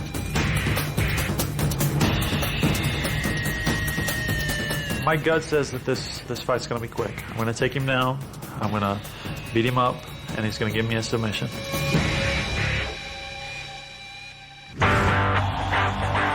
in the welterweight final. It's Matt the Terra Serra versus Chris Lights Out Lytle. I see my fight with Chris being a war. If I take him out early, great, but if it's a war, I'll be up for it. I want to win more than I've ever wanted to win a fight. To me, this is definitely the biggest fight I've ever had in my life. I'm going to do anything, everything, or whatever it takes to win this fight. I'm going to go in there throwing. I'm going to be going in there aggressive like I always do, and I got more skills to back it up. I know exactly what he's bringing to the table, and I know exactly what I have to do to stop that. I'm going to look to submit him. I'm going to look to punch him. I'm going to look to elbow him, and I'm going to look to put him to sleep. I'm going to take him down, and then once I take him down, then what's going to happen? It's not a jiu-jitsu fight, it's an MMA fight, and I think that overall I'm best fighter than he is. Patrick believes in himself a lot, and that could be, I think that's one of his strongest assets, and it's probably one of his downfalls. I can see myself knock him out late in the first or soon in the second. Saturday night at the Hard Rock in Las Vegas. It's the culmination of all kinds of sweat, all kinds of loneliness. 6 weeks with a bunch of dudes. And it comes tonight down to the ultimate finale. Live from the Hard Rock Hotel and Casino. Once again, this joint is jumping.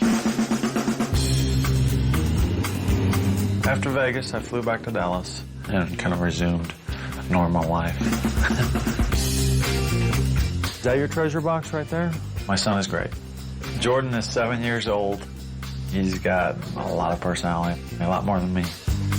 Dina's my girlfriend. You look nice. And she's a sweetheart. We've been together for a long time. You look pretty too.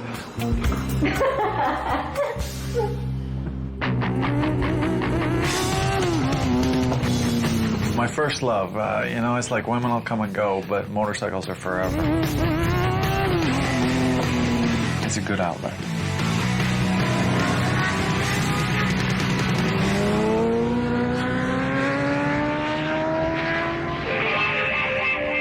About 2 years ago, I moved into a new gym. I have about 110 students. I like teaching the guys. I like to see them go from knowing basically nothing to tournaments. And it's a good life. I used to have coaches, and then I decided not to really have coaches anymore. Because once the cage door shuts, then there's nothing they can do for me. Patrick really, really believes in himself as a fighter. His weaknesses is his wrestling and his jiu-jitsu. And those happen to be my strengths. Game plan. Patrick, I'm going to come in. We're going to circle. I'm going to take you down. I'm going to beat on you a little bit. And I'm going to walk out of there with an arm or a leg. That's just the way it is.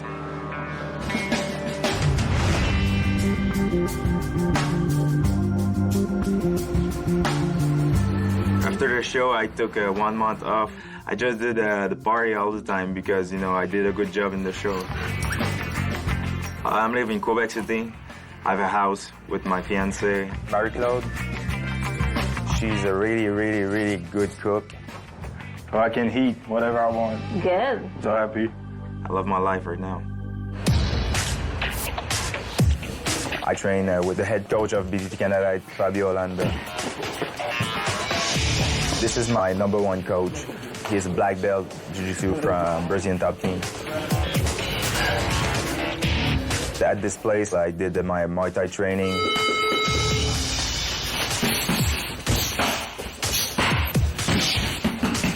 And I have a specific training for takedown defense.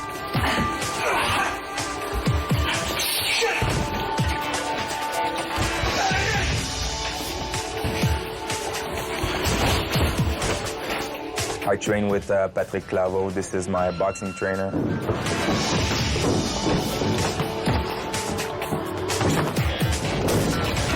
I train very hard because I want to be champion. I'm only one knockout away to have a title fight.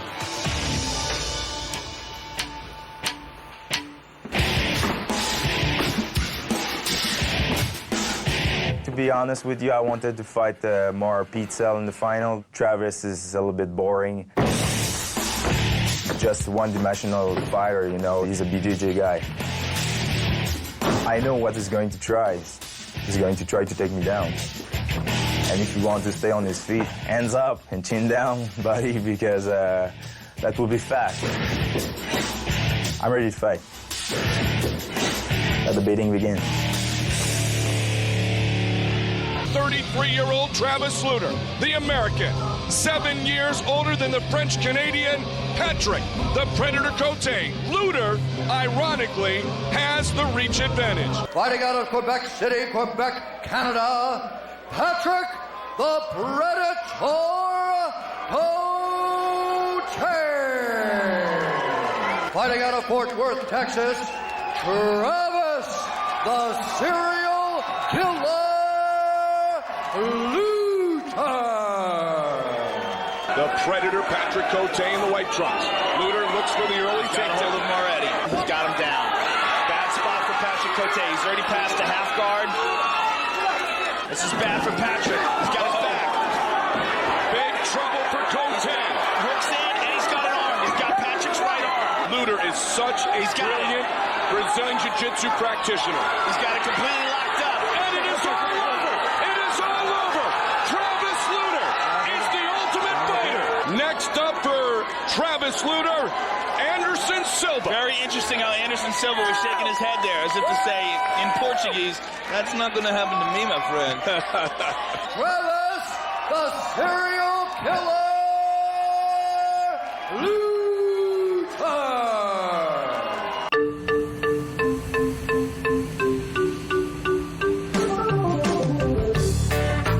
When I got done with the show, I came back to Indianapolis. Ready? I have a wife, and her name's Kristen. I met her when I was in middle school, and I have 4 kids. He likes to play rough. I have a 3-year-old Jake.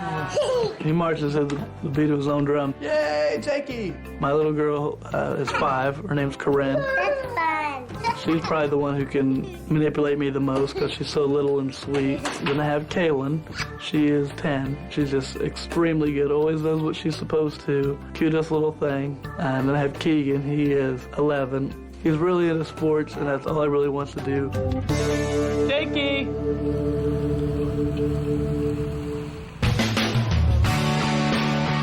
I work at the Warren Township Fire Department. Oh yeah, it feels nice. For a little over 5 years now. I'm really lucky we have great weight rooms at my firehouse. You know, I can jump rope there, I can lift weights, do cardio. My work schedule is 24 hours on, 48 hours off. So I get to train a lot. I really haven't been doing very much boxing anymore because you don't just do regular boxing in MMA. So I've been incorporating all kickboxing into that. We got some real good wrestlers now training in my gym, and that's all I've been working on is takedown defense. I think that's really going to help out a lot too because Matt's ground game is phenomenal, so I know that's where he's going to want to take the fight. My goal is going to be to keep the fight on our feet. If I can keep him trying to take me down and he can't do it, he's going to get tired and frustrated, and that's the time I'm going to land a good punch. To me, this is definitely the biggest fight I've ever had in my life. I want to win more than I've ever wanted to win a fight. Not winning is not even an option. Second sucks, you know. I don't want second.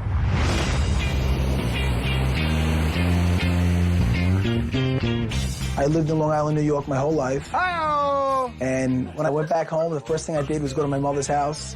It's big Sundays over there with pasta and pizza and cannolis and you know, I made a little bit of a pig of myself. It's about as good as it gets. You got my 2 younger brothers, they're twins. My brother Nick and my brother Damien. And I have my older brother Jason. My big brother Jay. I take Valiums now because of that show. Man, what's the damn show? I You're making me look bad. I cry when I watch it. And my older sister, she's Samantha. Who wants to go on? My mother is a sweetheart and a great cook. Me in 20 years. My father's a lifelong martial artist. You know, he's the one who got me involved at a very early age. Grandma's sleeping right now. I don't think she's gonna make it. No, I didn't mean that. I meant for dinner. This is how I became insane. I'm currently engaged. Look how pretty. It's like she came off a boat from Italy. Look, my fiance Ann, she's a good Italian girl. You raised my stock. You're good. You know, she's got my back, win or lose, so it was really good to see Ann. Push. I got my 2 academies. I run with my brother Nick, so it was good to see my students again. They were happy to see their sensei. You know, they missed my bad jokes. I'm the first American black belt under Renzo Gracie, and my little brother Nick, you know, he's the second American black belt under Renzo Gracie, so he's phenomenal in his own right, and he really keeps my ground game and my jiu-jitsu tight. Chris, he's got a solid ground game, and he's got a solid stand-up game. So I think endurance is going to be key for me in this fight. There's nobody in the world that's going to get me in better shape than Ray Longo. I'm going to make sure I'm in the best shape of my life. I have to be. Keep pushing. Me and Chris sparred a lot. We both know we're in for a war. But at the end of it, I believe my hand will be raised. Ladies and gentlemen, after 3 rounds, we go to the judges' scorecards for decision. Lester Griffin scores the bout 30-27, Sarah.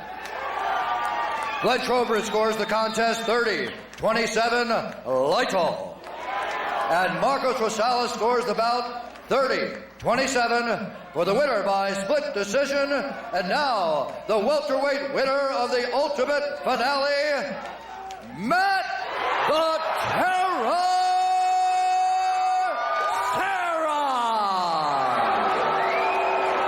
I think you can expect a good fight. Travis is a great competitor, very good at jiu-jitsu. I think he's an amazing stand-up fighter. But if I put him on his butt, that doesn't do him a damn bit of good. First of all, he's going to have to get me to the ground. And once he gets me to the ground, we're going to see if he's going to be able to finish me. I really don't see us going to the 5th round. It's just the clash of styles. Somebody is going to win. Either I'm going to take his arm home with me or a choke, or he's going to knock me out.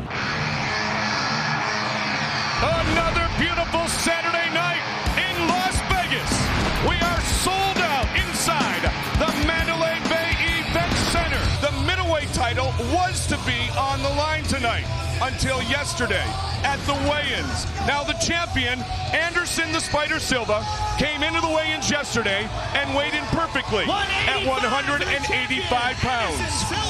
His opponent was to be Travis Lutter of the Ultimate Fighter 4, the comeback winner, earning a title shot by winning in the Ultimate Fighter house. But he weighed in initially at 187 pounds. Now, the situation was he had 2 hours to lose 2 pounds because you have to be 185 officially in a title fight. The result, he did not make weight. So no middleweight title fight tonight. Anderson Silva is devastated that he does not get to defend his title tonight. The men will fight in a 3-round battle as Travis Lutter takes his chance tonight against Anderson Silva. But needless to say, missing an opportunity of a lifetime is embarrassing and ultimately very disappointing for Travis Lutter. I know nobody's going to understand, and I'm not making excuses. I didn't make weight. You know, I f***ed up. 186 and a half. It came down a couple pounds. You know, I was a pound and a half over at the end, and to say that I'm disappointed is probably a huge understatement. I'm just having a really hard time getting motivated to lose weight. You know, I missed weight. I'm not fighting for a world championship. You know, I f***ed up. Am I going to be a little bit disappointed that I don't have the belt with me? Yeah, I'm going to be a little bit disappointed. I may never get another opportunity to fight for a world championship. I apologize to everybody that was looking forward to a title fight.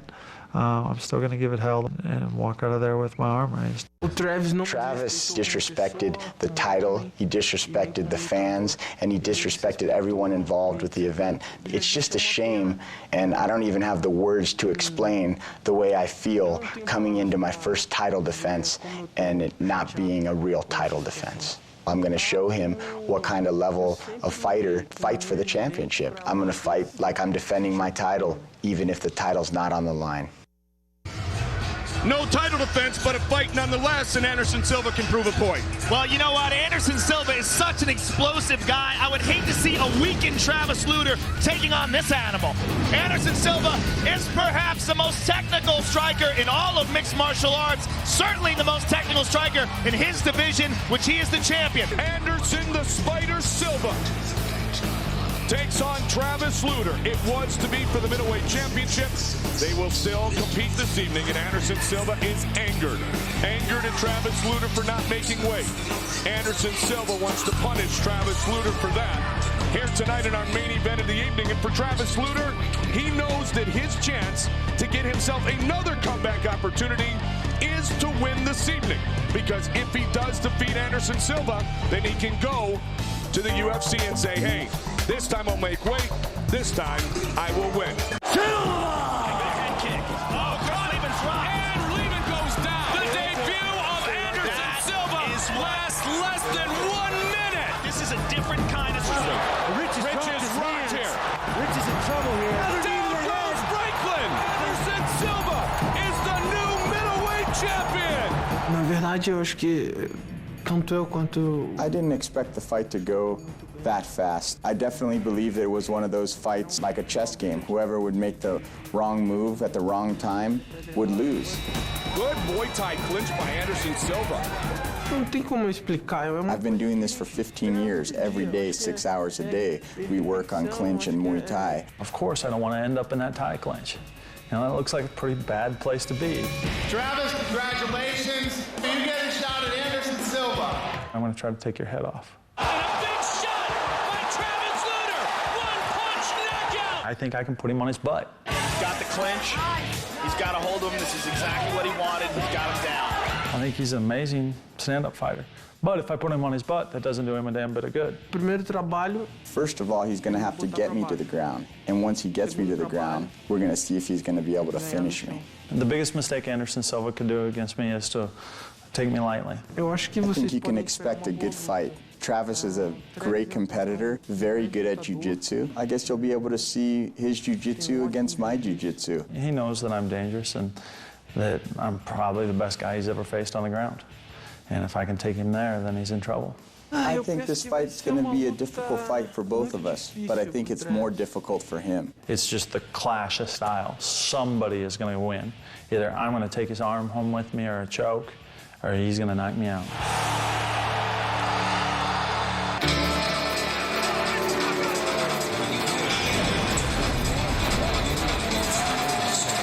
Travis does have a great style. He is a great jiu-jitsu guy. He's got an awesome top game, fantastic arm bars.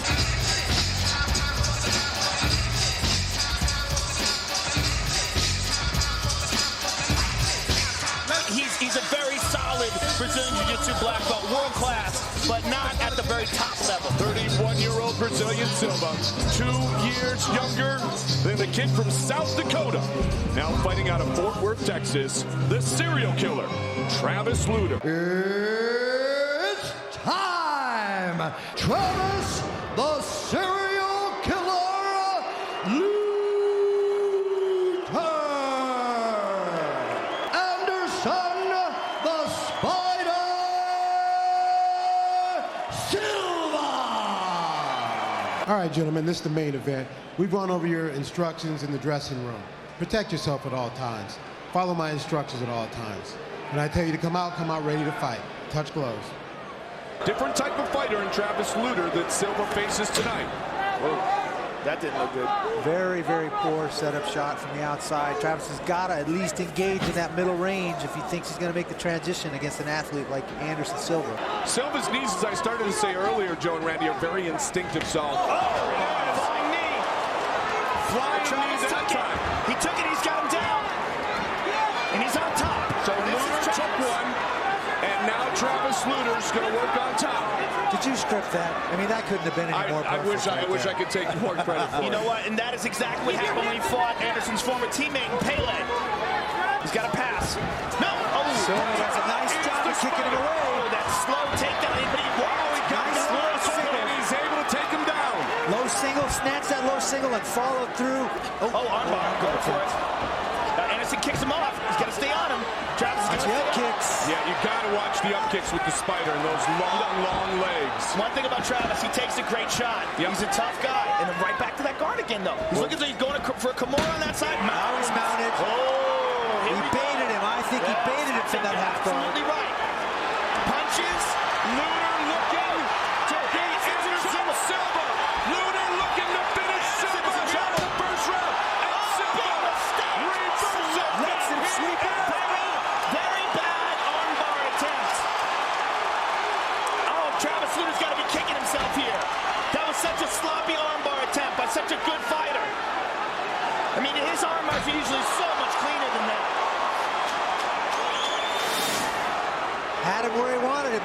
reacted. He certainly did. Everyone was on their feet. Travis is going to make him stand up here. He's going to end of the round. Now here's Travis. This is the end. This is where he lost it. Travis is on top. He's landed some bombs here. I mean, he could have easily stopped Anderson Silva here. He's landed some punches. Anderson's stopping him with his hands a little bit, but some of them are getting through. Now here, he goes for this arm. Now that is sloppy. Well, one thing about Luter, he is a calm guy, and he's the type of guy that can handle this horrible situation of adversity. Nice double leg. Drives through. Down again. Butterfly guard, now full guard. UFC 68 available in high definition, available only on pay-per-view. Nice up kick, triangle choke. Triangle choke. Can he get Luter? Looking to choke out Luter. This is crazy. He's got it in nice and deep. He does have it in nice and deep. Has the legs all whipped around his opponent. He's trying to push that elbow aside to get it even tighter. But that's a locked-in triangle. And it has loosened up, Joe. A little bit, but it's still tucked under the knee. Watch him try to pass. See? He's going to Now he's going to tighten it again. But this is straining Anderson Silva's legs. To squeeze down on a guy like that for all this time, they can get it. Watch the elbow. There's the tap. There's the tap. No. Wait. It is all over. He tapped. Travis tapped. He tapped. Travis Luter tapped, and Anderson Silva is victorious. He's got it locked in here. He's throwing some punches. Bang, it's the elbows. That's what forced the tap. And the winner is Anderson the Spider Silva. I will not consider myself champion. I will consider myself a challenger who's gonna fight for the title. It'll be good to get that recognition, you know, to have that belt. I mean, it's gonna sound cliche, but it will be a dream come true. I'm gonna let my punches go, even if I like the guy. I mean, it's business, you know. You don't gotta be the better striker to outstrike somebody in MMA, you know? He's thinking one thing and I'm doing the other, the fight could be over.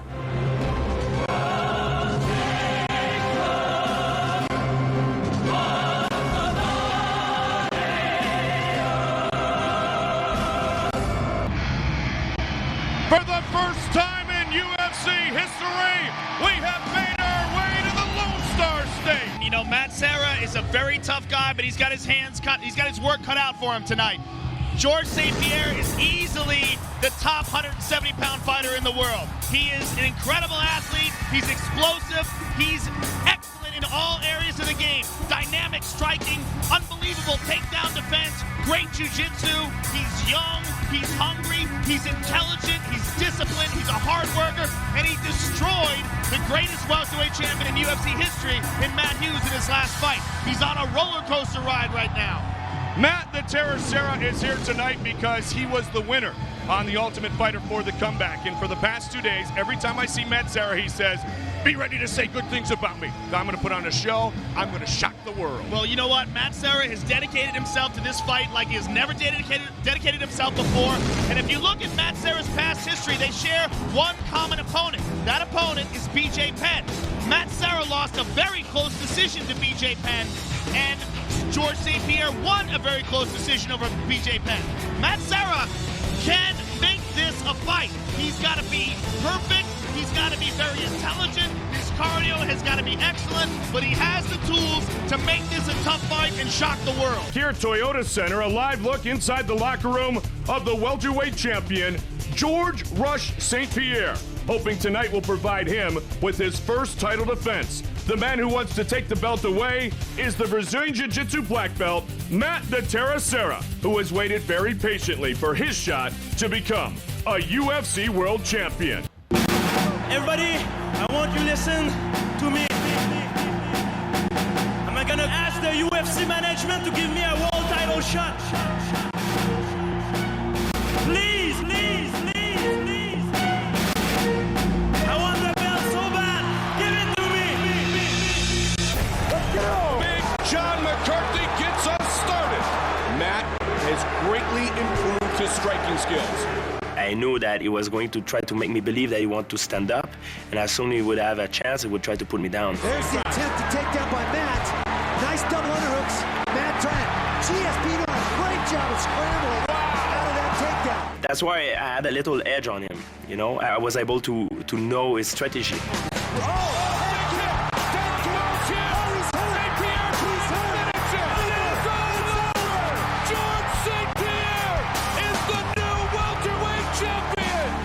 I never had such feeling in my life, and for me it's a huge accomplishment. Even right now, I don't even realize it. It's too good to be true. I'm not getting caught up in the hype. I'm not getting caught up in what he did to Matt Hughes. It's not, you start thinking like that, oh, look what he did to him. I don't care, we're good. He's not gonna do that to me. Oh, right connect. Trying to finish. That's a powerful ride. And brings his opponent very explosive. I've been the underdog before. It's okay if a lot of people don't believe in me because I'm the guy in the cage and I believe in myself and I believe in my skills. He's a lot better than he used to be, and I'm gonna have to take him very seriously. Every round that goes by, every minute that passes, when I shouldn't have lasted that long, I shouldn't be in there in his face fighting, you know, that's when he's gonna realize he's in for a fight and everybody's gonna realize this ain't no joke.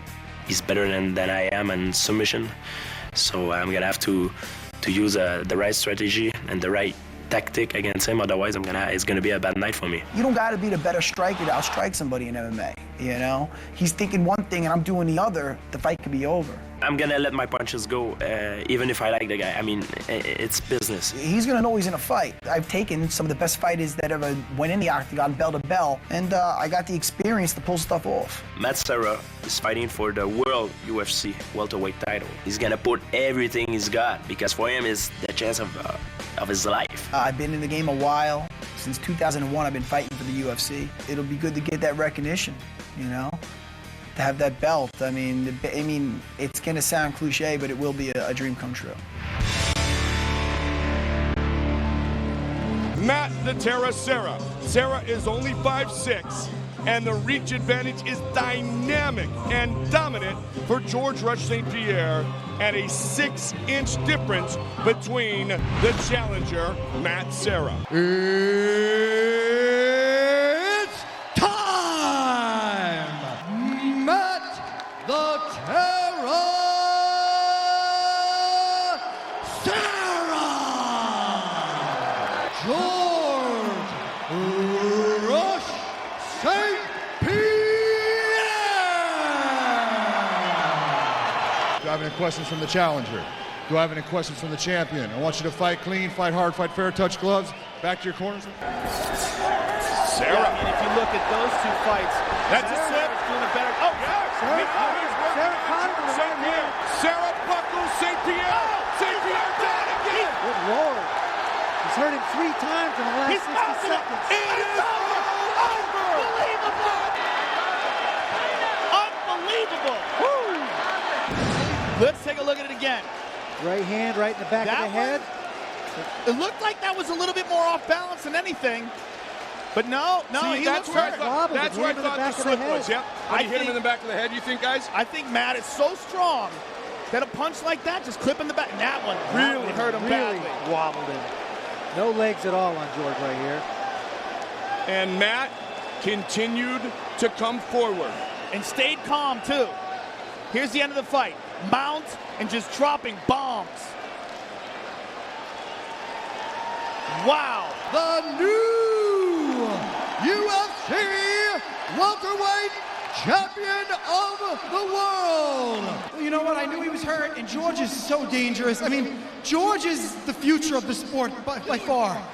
This fight definitely was so, it could have went either way. I mean, there was a reason why I was the underdog, maybe possibly the greatest upset in UFC history. I'm not saying it, I'm just saying. It's right up there. Congratulations and enjoy it. I said when I went down to Ultimate Fighter House that I was bringing us back to Long Island, New York. I wasn't lying. Everybody in Long Island, my fiance Ann, I love you, baby. The new UFC welterweight champion of the world, Matt the Terra